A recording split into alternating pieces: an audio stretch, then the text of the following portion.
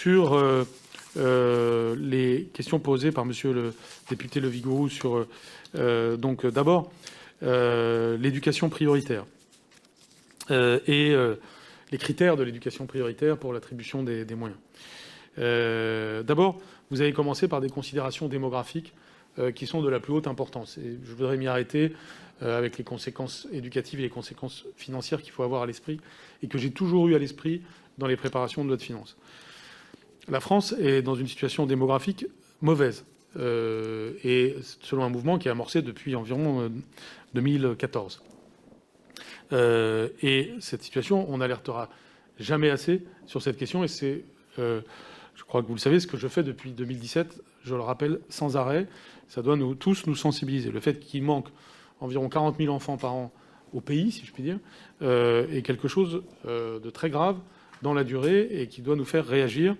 Et pour ma part, je pousserai beaucoup les questions de politique familiale pour les temps à venir, de façon à ce que nous sachions récupérer,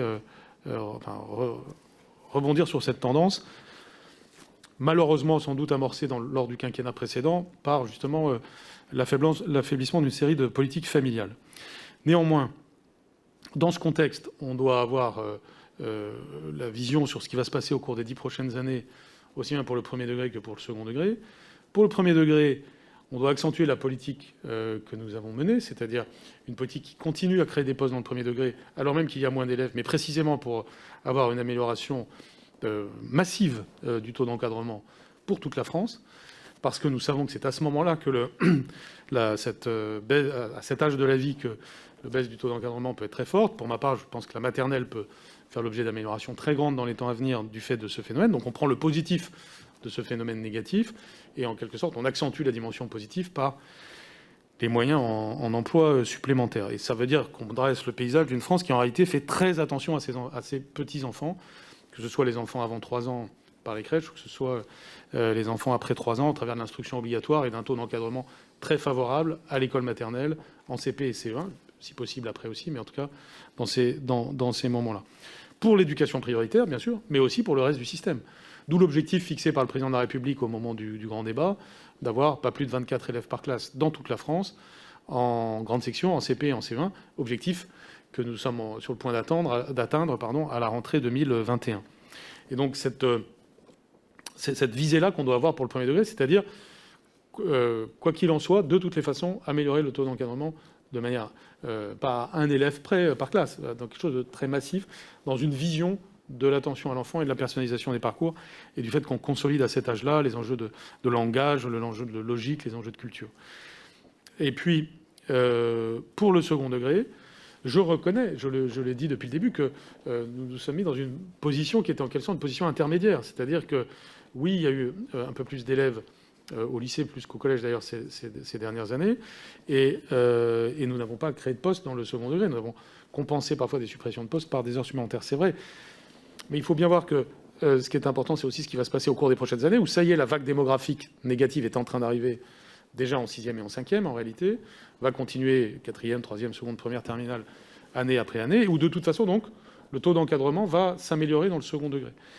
Je ne pense pas qu'il aurait été pertinent de faire des recrutements massifs dans le second degré, en ouvrant les places de CAPES et d'agrégation trop fort, avec, dans les 10 années suivantes, des difficultés finalement à avoir une utilisation de l'ensemble de ces postes. Et donc, alors que dans le premier degré, on a beaucoup plus de souplesse par rapport à ces enjeux. Donc, ce qui est très important, c'est d'éviter surtout qu'on supprime des postes dans le second degré dans les années à venir, de manière à stabiliser et que ce ne soit plus l'enjeu en réalité.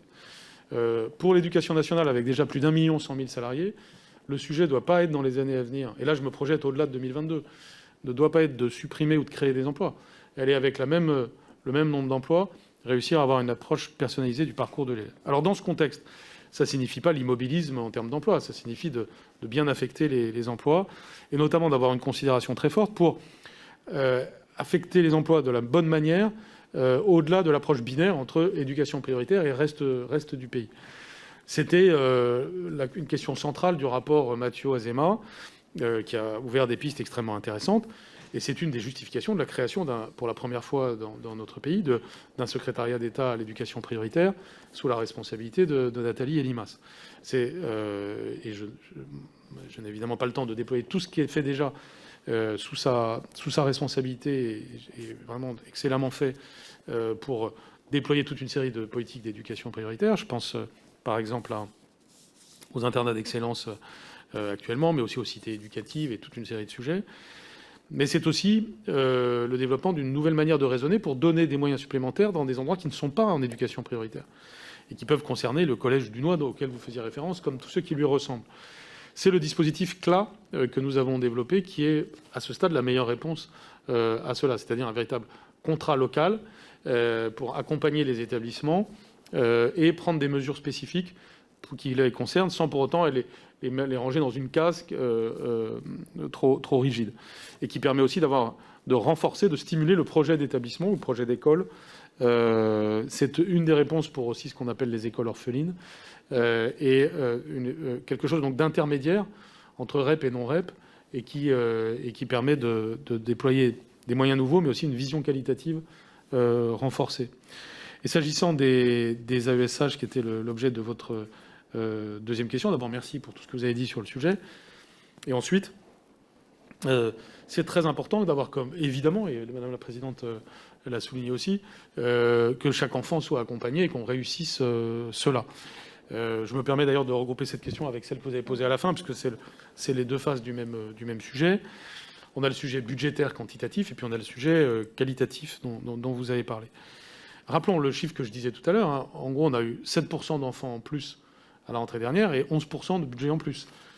Ça dit bien l'effort qui est fait. Néanmoins, il est vrai, d'un point de vue quantitatif, que les prescriptions MDPH vont toujours plus loin en matière de prescription d'accompagnement d'un enfant, et que c'est très difficile à suivre. Et pourtant, on a fait un effort énorme. C'est 8000 AESH en plus à la rentrée dernière, alors que c'était 4000, c'est une augmentation de 4000 que nous avions programmée année après année, qui est déjà une augmentation très importante. Et donc, cette course doit quand même être maîtrisée dans les temps à venir. Et c'est pour ça qu'il doit y avoir il y a le travail d'EPIAL, qui est un travail qui permet de voir au plus près du terrain les besoins réels, parce que ça n'a rien de juste que d'affecter un AESH à un enfant qui aurait été peut-être pas besoin de cet AESH ou pas totalement, tandis que d'autres vont être en attente parce qu'ils ne l'auront pas eu.